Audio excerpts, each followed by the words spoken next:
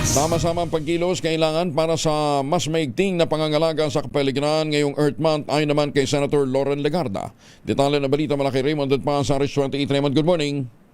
Matinding hamon ang naghihintay para sa lahat.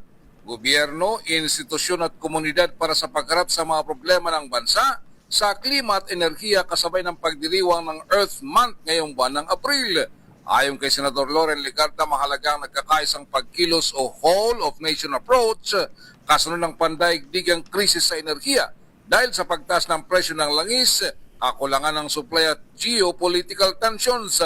Para kay Legarda, nagpapabigat ito sa gastusin ng pamilyang Pilipino, nagpapataas sa singil sa kuryente at pamasahe, ganun din ang presyo ng pagkain at iba pang bilihin. Sabi ng senador, kapag tumaas ang halaga ng enerhiya ay susunod lahat mula pagkain hanggang sa uri ng ating pamumuhay. Kaya ang pangalaga sa ating kalikasan ay hindi nahiwalay sa pangalaga sa ating ekonomiya at mamamayan.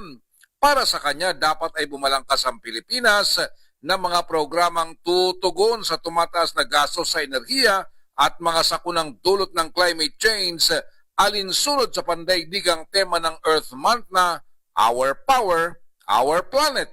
Dapat nating pangalagaan ang planeta nagbibigay buhay sa atin, ang malinis na hangin, malinis na tubig at isang malusog na kapaligiran ay makarapatang maprotektahan para sa lahat ng Pilipino.